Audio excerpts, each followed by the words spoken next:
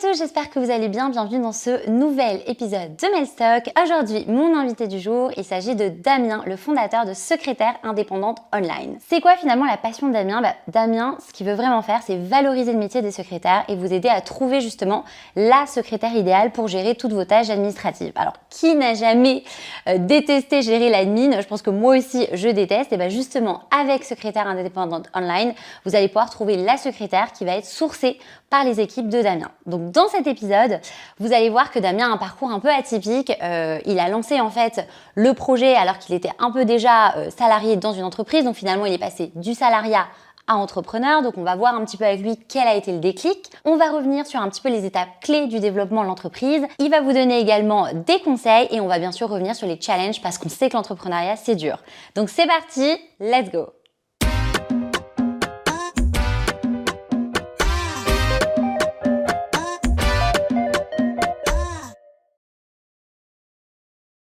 C'est un plaisir de t'avoir aujourd'hui, Damien, sur Mailstock. Plaisir partagé.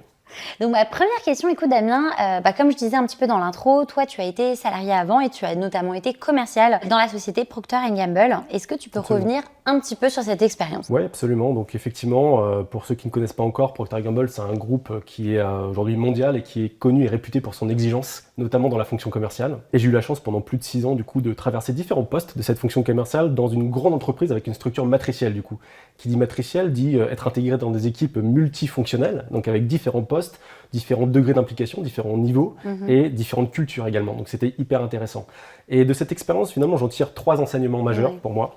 Le premier, c'est l'exigence et la discipline qui est propre à finalement à la structure, à la nature de ces grands groupes. À partir du moment où on est intégré dans une équipe qui a des exigences de projet, de livraison de projet, on doit comprendre qu'on a des tâches et des missions qui nous incombent et on doit délivrer aussi. Donc pensez à ces petits collègues pour aller dans la même direction. Donc la discipline, première chose. La deuxième chose, c'est véritablement la compréhension qu'une entreprise n'est pas seulement une entreprise, c'est une organisation. Au même titre qu'un État, c'est une organisation globale. Et quand on comprend comment fonctionnent les organisations aujourd'hui en France, et même pas qu'en France, on comprend qu'il n'y a pas juste des people, il y a des people et une politique interne. Il faut comprendre l'aspect politique vraiment et le jeu de connivence, du capitalisme de connivence quelquefois qui existe dans certaines entreprises. Et ça c'est très important quand on veut réussir à mapper les bonnes personnes pour avoir les bonnes actions et les bons résultats. Et troisième et dernière chose qui était finalement la plus importante par rapport à la suite du parcours et ce que j'ai créé, c'est finalement le fait que l'entreprise exigeante est un révélateur de disposition entrepreneuriale. Soit on est fait pour ça, soit on n'est pas fait pour ça.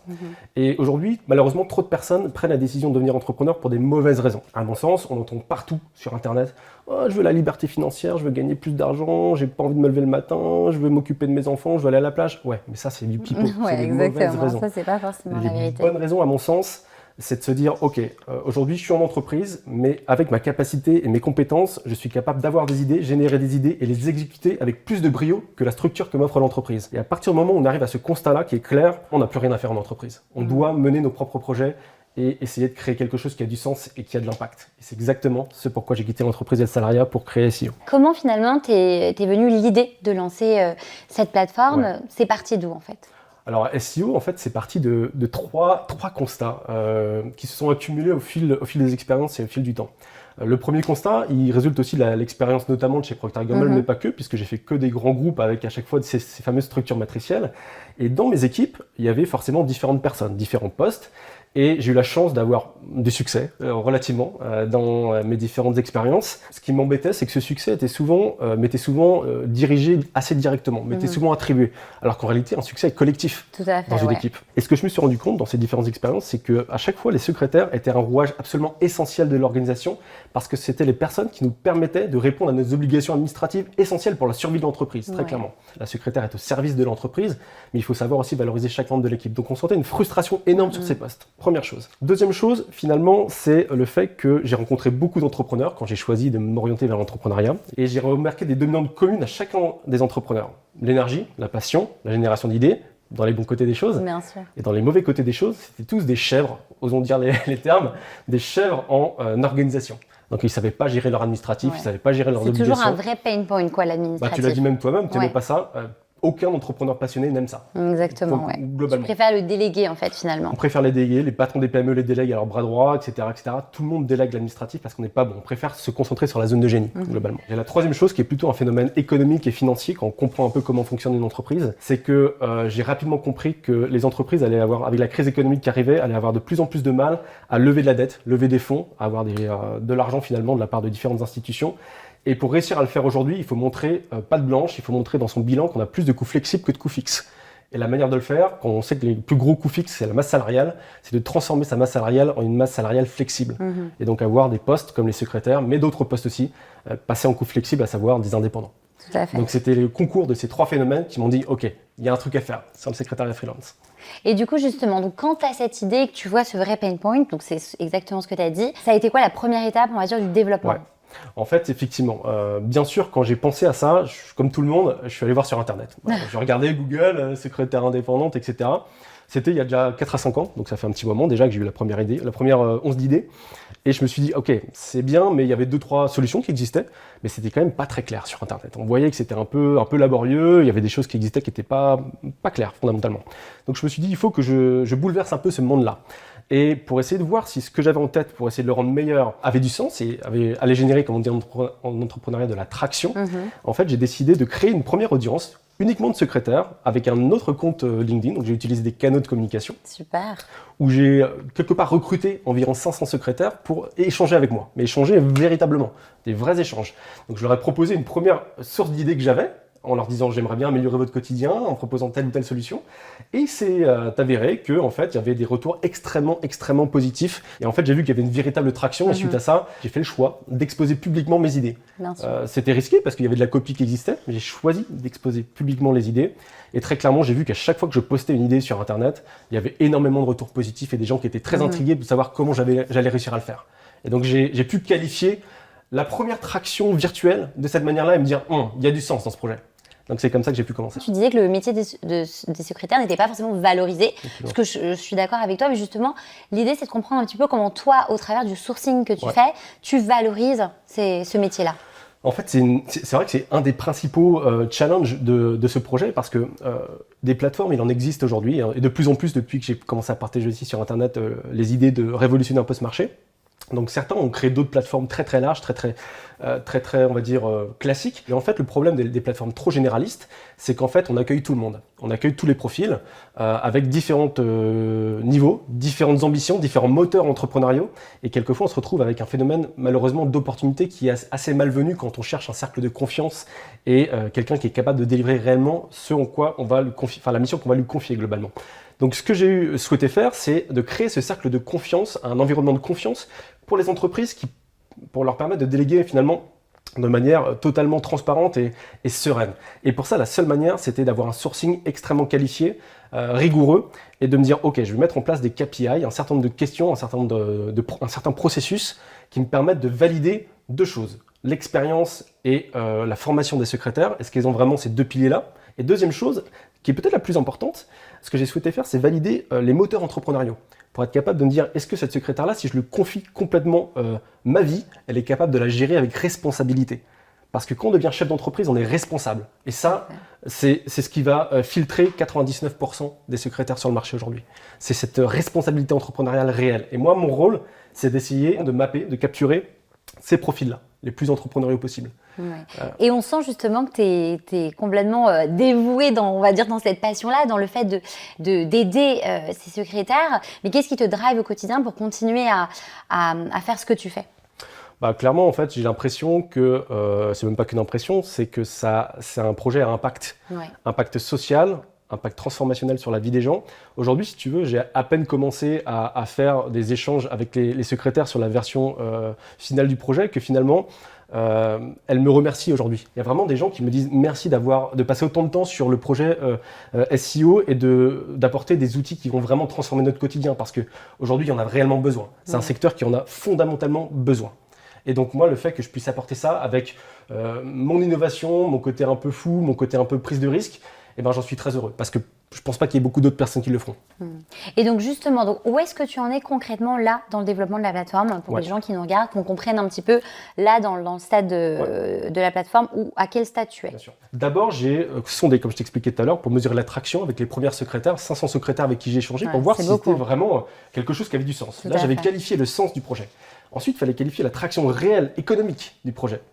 Et pour ça, la seule manière de le faire en entrepreneuriat, c'est de créer un MVP. Donc j'ai créé une maquette, une première maquette. J'avais pour ambition d'avoir des premières inscriptions sur cette maquette. J'avais ambitionné 40 à 50 inscriptions et je me suis rapidement retrouvé dans mon back-office avec plus de 1000 personnes inscrites. Waouh, c'est énorme, sans que je le veuille en fait. C'était trop, en réalité c'était beaucoup trop. T'arrivais pas forcément à gérer toutes les demandes entrantes. Et en fait, c'est là que j'ai compris qu'il y avait limite un problème sur le projet à l'époque dans le MVP parce que il y avait tous les profils qui étaient capturés. Des profils qui n'étaient pas forcément basés en France, des profils qui n'avaient pas forcément d'expérience, des gens qui étaient juste curieux. Donc j'ai choisi finalement cette option de sourcing très qualifié qui m'a permis de faire évoluer mon modèle par la suite. Donc là, le MVP était très riche d'enseignements. Donc pendant 3 mois, j'ai fait appliquer les enseignements, que ce soit au niveau de l'UX design, au niveau de la partie recrutement, au niveau de la partie business, plan économique. Donc vraiment, on a tout réappliqué à partir des feedbacks des secrétaires pour faire finalement la V2 qui sortira fin juillet, officiellement pour les secrétaires. Donc les premières secrétaires seront visibles fin juillet et on va accueillir l'espace entreprise qui pourront finalement rechercher des secrétaires et s'inscrire sur le site à partir de fin septembre. Ouais, c'est donc super. En 2 temps. Donc c'est top et on se dit du coup derrière, est-ce qu'il y a une équipe? Est-ce que tu es seul finalement à gérer ça? Parce que quand on monte sa boîte, il faut quand même, on nous dit que l'entourage c'est capital. Absolument. Comment toi tu fais, Damien? Alors moi déjà, j'ai pas d'équipe salariée en tant que telle, c'est un choix pour l'instant, un choix économique pour l'instant. En revanche, un associé qui m'aide énormément sur un autre projet, mais il m'aide énormément sur ce projet-là avec qui je partage toutes mes idées et je valide les concepts. Donc ça c'est la première chose. Et ensuite je travaille évidemment avec beaucoup de freelance. Bien sûr. Et c'est important parce que ma cible est une cible de freelance. Donc en fait j'appréhende aussi leurs risques, les risques liés à cet environnement-là. Et donc aujourd'hui j'ai à peu près une quinzaine de freelance qui travaillent avec moi, si ce n'est quotidiennement, très régulièrement. Donc si aujourd'hui il y a une entreprise justement qui nous regarde et qui dit ah bah tiens moi j'ai exactement ce pain que Damien décrit, quel est finalement l'avantage de passer par vous et comment l'entreprise, comment tu factures aussi les entreprises, comment ça se passe business model notamment? Ouais, ok. Alors là tu parles du cas de l'entreprise qui a besoin de déléguer son administratif. Voilà, tout à fait. Donc là, typiquement, l'avantage déjà de passer par nous, il est assez simple, c'est l'environnement de confiance. Tout à fait. Parce que quand on se rend sur une plateforme généraliste, on nommera pas de plateforme, mais quand on se rend sur une plateforme très généraliste, on se retrouve avec des gens qui sont de partout déjà, et puis pas forcément qualifiés. C'est-à-dire que on peut pas, des fois on ment sur notre expérience. On dit ok, je suis secrétaire indépendante, mais finalement la personne découvre juste la lumière au bout du tunnel et a trouvé qu'il y avait de l'argent à se faire et va s'inscrire. Et c'est pas du tout l'objectif de SEO. Moi, ce que je veux, c'est créer la confiance pour les entreprises et pour les secrétaires, pour les deux vraiment parties, pour qu'elles puissent se rencontrer et avoir plaisir à échanger ensemble. Donc moi, je vais faire le travail de qualification pour les entreprises, pour qu'elles soient sereines à aller sur le site et à trouver le profil qui leur correspond. Et ensuite, clairement, ils vont trouver le professionnel ou la professionnelle, il y a aussi des hommes, ou la professionnelle qui vont réussir à prendre en charge leur mission. Et le business model, il est très simple, c'est que je propose aux entreprises qui souhaitent déposer des missions sur l'outil différentes durées de temps, soit 1 mois, 3 mois, 6 mois ou 1 an, et en fonction de leur durée, ils auront un nombre de missions plus ou moins cadré ou illimité. Donc avec un couple, nombre de missions et durée, et en fonction de ça, il y a des abonnements reconductibles qui sont mis en place, mais c'est un système d'abonnement. Du coup, Damien, une de mes dernières questions, ça serait un petit peu de savoir quelle est justement la vision que tu as pour SEO, quelles sont un petit peu les étapes de développement l'année prochaine, fin d'année, c'est quoi la suite? Alors déjà dans un premier temps, pour juillet, parce qu'il faut commencer par le début, ce que je veux essayer de faire comprendre aux gens, c'est qu'il y a le syndrome de l'œuf et la poule, donc chicken and eggs en anglais. Donc je vais devoir attirer les 50 premières secrétaires, je limite le nombre de secrétaires au départ, c'est un système de promotion qualifié, donc on ne peut pas accueillir n'importe qui, et je veux limiter volontairement le nombre de secrétaires, donc de telle sorte à ce que je puisse faire des analyses aussi sur les résultats, la satisfaction, les résultats réels de cette première promotion de secrétaires. Et ensuite, à partir donc comme je disais, de fin septembre, je vais accueillir les premières entreprises qui commencent déjà à toquer à la porte, donc ça c'est la bonne nouvelle, mais je dois les faire attendre jusqu'à fin septembre pour accueillir comme il se doit les premières entreprises qui vont être capables de déposer leur mission. Et ensuite, l'idée c'est évidemment accélérer sur le fait de capturer de plus en plus d'entreprises parce que j'ai pas la volonté d'avoir 36 000 secrétaires. Je veux des secrétaires qui soient vraiment compétentes, et ça, il n'y en a pas tant que ça dans le modèle que j'ai choisi, j'insiste. En revanche, par contre, j'ai la volonté d'attirer de plus en plus d'entreprises et des particuliers, puisque la cible est double, entreprises et particuliers qui ont besoin de déléguer leur mission. Et donc, à partir de septembre, mon rôle, c'est d'accélérer dans les médias, dans les publications, dans ce qu'on appelle donc l'inbound marketing, pour vraiment donner du sens au projet, donner du reach au projet sur les différents canaux de communication possibles. Donc ça, je vais rester dans une structure basée en France aujourd'hui, donc j'ai pas de volonté tout de suite d'internationalisation. Pas du tout. Pas du tout tout de suite en tout cas. Là, c'est vraiment d'accélérer sur un projet sain, éthique, ambitieux mais sain. Et je veux garder ce côté sain.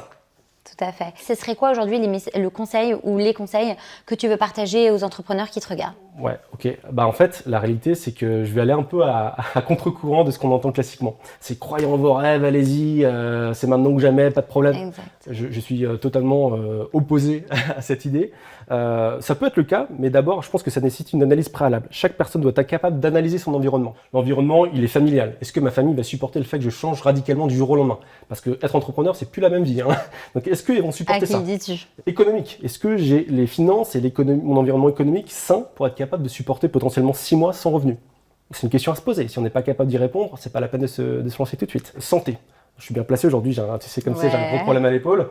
La santé est primordiale quand on se lance dans une aventure comme l'entrepreneuriat, puisqu'elle est exigeante, cette aventure. Ouais, exactement. La charge mentale est très importante.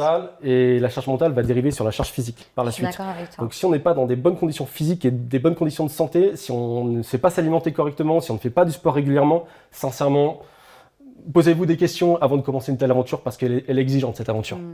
Ça, c'est les meilleurs conseils que je puisse donner. En fait, capable d'avoir ce que j'appelle moi une disponibilité intellectuelle à tout instant.